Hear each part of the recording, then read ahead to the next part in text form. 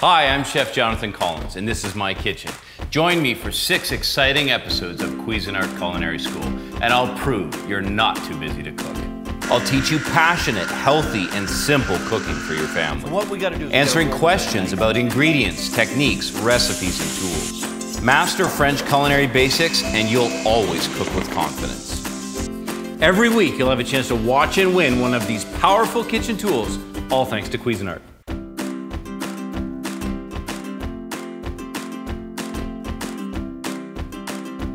This knife is a must in your kitchen. This is a chef knife. A good quality knife will eliminate frustration. Let me show you 5 critical cuts you'll need to make any of the dishes in this cooking series. The first is Brunoise, which is a small, fine dice. You can do small, medium, or large. I'm simply going to take this onion, slice it in half.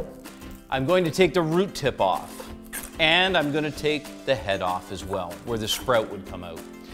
Peel back 1 or 2 layers depending on the freshness of the onion.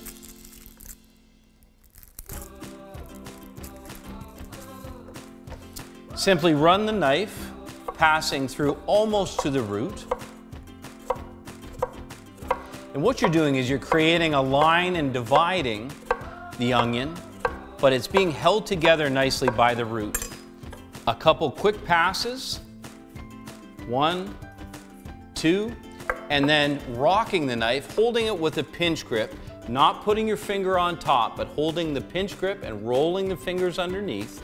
What you can do is you can begin to slice off an absolutely perfect Brunoise or fine dice. Isn't that great? Another very simple cut is the Julienne. Julienne is long and thin. Watch as I bring this simply off the edge of the pepper. I'm just going to set that down. With the skin side down, I'll begin to roll nice 2 to 3 millimeter cuts. And what I end up with is an absolutely perfect Julienne of the red pepper. Next, the Chiffonade. Simply take the leaves of the basil. This is great for spinach or any leafy greens. And what you want to do is just layer them on top of one another, starting with the largest, and then roll them into a tight little cigar. The reason you do this is because it won't break and make the greens go black. And I'm just going to roll through that. You can see how nicely that comes together. So that when I separate it, what I've got is I've got a nice chiffonade, but not bruised. The next is the Paysanne. So I'm going to use the leek, slicing off the tip and the top. And I'm just going to take, and I'm going to reserve the outside for the Bouquet Garni in just a moment. And I'm going to slice through the leek once and once again. And Paysanne is 2 to 3 millimeters. So this is nice edible sizes of a vegetable. Beautiful uniform cuts. And the reason why it's so important to have uniform cuts is that everything cooks all the same. The very last is Mirepoix. Now Mirepoix is both a cut and a French term for carrots, celery, and onion. And it's just this simple to accomplish.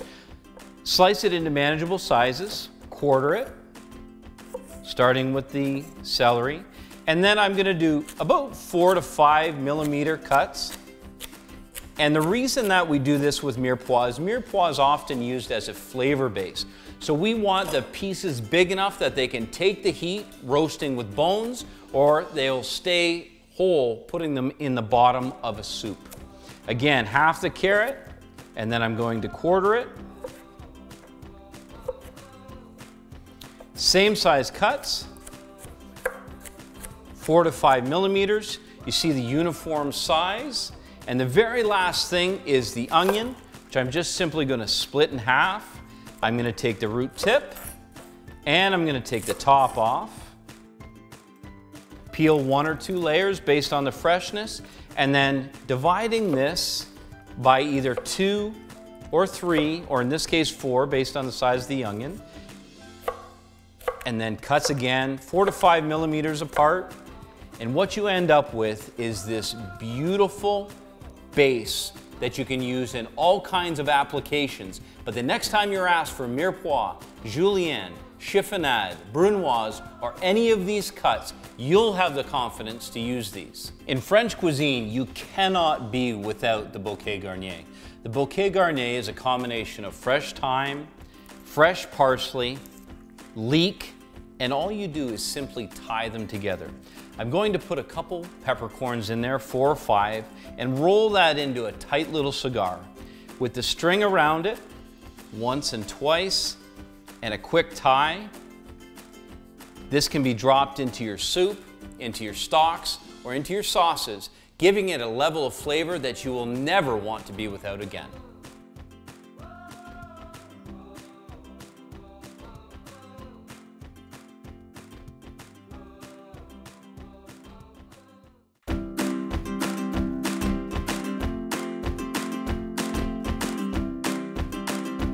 Stocks are full of flavor and essential for great food.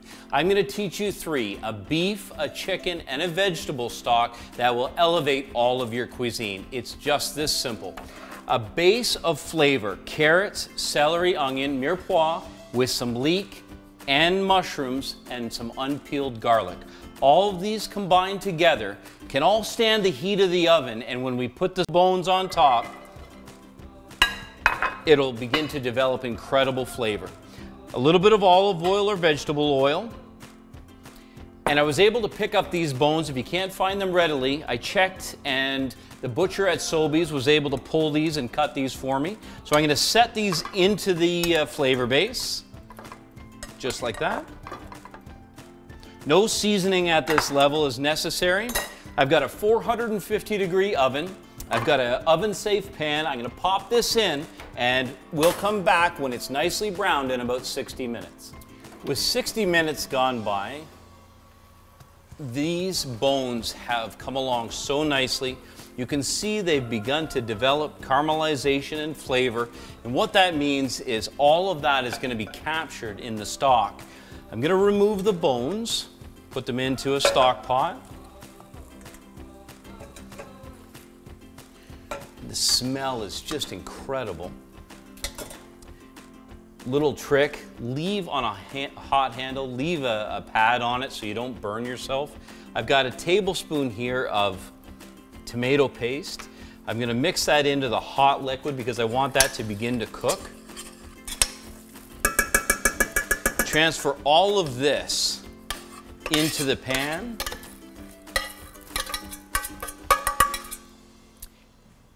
And then a quick cover with water. And I'll turn this again, medium-high heat. I'll allow it to come up to boil, then turn it down to a simmer. Watch for a time when the impurities begin to come to the top, and I'll slowly skim those off to purify this gorgeous beef stock. The color has developed nicely on this beef stock. You see I can skim both additional or extra fat as well as any of the impurities off the top. It's great if you can to make stocks in big batches ahead of time because they can be frozen and used at your convenience. The chicken stock or white stock is even simpler. It's just a matter of the flavor base. So again, carrots, celery, leek, and onions. I've got unpeeled garlic and a bay leaf. Full dump into the pan. 5 or 6 peppercorns, whole peppercorns. Remember, we'll be straining these out. A couple whole cloves. You want to use chicken carcass or something with bone. Remember, the flavor is going to come from the bone. I've got the Bouquet Garni that we made earlier. That's going to be a great flavor base. And then I've got 3 liters of water. So I'm going to pour to cover with 3 liters. That's 1.5. And another 1.5. I'm going to turn this on high heat to bring it up to temperature. No seasoning, no salt, because as it concentrates, we don't want to increase the salt level. I'm going to turn it on medium to high heat, and then I'm going to wait for it to begin to develop and skim some of the impurities that come to the surface as it cooks. Now that the chicken stock has been simmering away for about 20 or 30 minutes, I'm going to remove all of the impurities off the top by just ladling off this tiny little skim layer and getting rid of it. It's amazing how much flavor you get out of a simple vegetable stock. And you don't have to use the very best vegetables to get great results. What I have here is a selection of some of my favorites. I've got leek, green pepper, I've got some mushrooms that were a little past their prime. I wouldn't necessarily use them for anything other than stock. I've got the Bouquet Garni going in, celery, tomato, turnips, carrots. I've got cloves punched into this half onion, and fresh parsley and also parsnips. Everything into the pot. First of all, eating with your eyes, it looks amazing just looking into the pot. I'm gonna bring that up with 3 liters of cold water, some peppercorns again. I'll bring this up to temperature, watch for it, and as the impurities come to the top, I'll skim those off and begin to finish this stock. The vegetable stock's been on for about an hour now. There's just a few impurities to skim off to make sure that the stock will be crystal clear. This beef stock is now ready. It's been simmering for about 2.5 to 3 hours. I'm gonna quickly remove the bones. If I don't, they're gonna come splashing down into my pot. When I strain it, be careful with this, it's hot. The smell, what's coming out of this pan is just incredible. It's a strong concentration of beef flavor. What you need, and I'm gonna pull that Bouquet Garni out as well. What you need is a fine sieve. The fine sieve will get any of the extra stuff you might want. You know, the large sieve is not enough. You need the fine sieve. So let's get a clean pour here and see what we're left with. Check out the color and the texture of this beautiful beef stock. I can tell you already, just by the look and smell of it, that we've done a great job. I want to show you a quick technique for getting the most out of your stock. If you hold the sieve and just tap it lightly like this, you can see every last little bit of the goodness inside is going to come pouring into your stock. And that's what you're looking for, that golden brown of highly developed, beautiful flavor. This can be done with both the vegetable stock as well as the chicken or white stock. It's a simple process that you won't regret.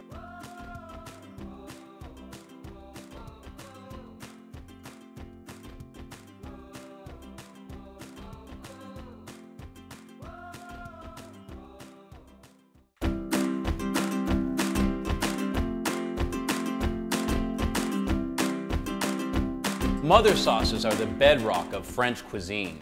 The first is the roux. It's the basic. I've got a hot pan here, and in is going 75 grams of unsalted butter. Immediately the butter begins to melt. The difference between a white roux and a brown roux is that the white roux is mild in flavor, where the brown roux has been developed. The butter has been caramelized and browned, and the difference is intensity of flavor. Right now I'm going to start by making a white roux. So I've got 75 grams of butter and 75 grams of unbleached white flour. I'm just going to whisk those together. And what starts to happen immediately is the roux turns into a paste. This will need to be cooked for about 5 minutes on low heat to make sure that we really cook it completely. We don't want that flour flavor in whatever we add it to. Roux can be stored cold in the freezer. You can roll it into little tubes and then just slice off a piece of it to drop in something that you need to thicken. Today we're going to be making a bechamel, which is the next step in mother sauces, and we're going to add cold milk to this hot roux, which will give us expansion very, very quickly, making it smooth and luxurious instead of lumpy. Now that the roux has cooked for a couple minutes, it's ready for 1 liter of milk. We're going to use whole milk, and you can see the moment we start to pour it in, what happens is the milk will almost instantly begin to thicken because of the roux. It's important to use a cold liquid or a hot roux or a hot liquid and a cold roux. That way you'll really make sure that you have absolutely no lumps in your bechamel. And this is a bechamel, so another one of the mother sauces, a base for the next sauce that we're going to prepare, which is a Mornay. Got some fresh nutmeg that's going in. Nutmeg is very fragrant and classic in the bechamel. And what you should do is really stay with this and just whisk it. It'll come along. Man, that nutmeg is beautiful. I'm going to put a little pinch of white pepper in. We want to keep this sauce white, so we're going to give it a little bit of depth with a little bit of heat, a little bit of fragrance from the nutmeg. Now that the bechamel has thickened up nicely, I've got some beautiful shredded Gruyere to go in. It's very fragrant, and it's going to make a gorgeous textured sauce. Mix that thoroughly, and we've very simply gone through roux, bechamel, and Mornay in no time at all. And what you end up with is a base for many, many sauces. This Mornay is very common in macaroni and cheese, used to top vegetables. And you'll see as we go through the series that the bechamel will come up time and again. This is one to practice at home, there's no question.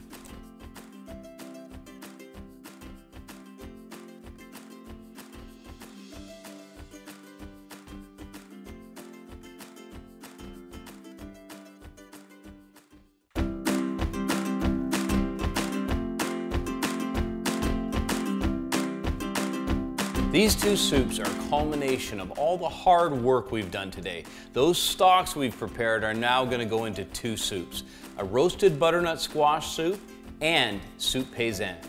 I'm going to show you what goes into it and show you how simple it is. Here we've got some red onion, parsley leaves, celery, leek, carrot. I've got some skin-on potatoes, our Bouquet Garni, tomato, and turnip. All of the very best from my garden this season. And this gorgeous chicken stock or white stock we prepared.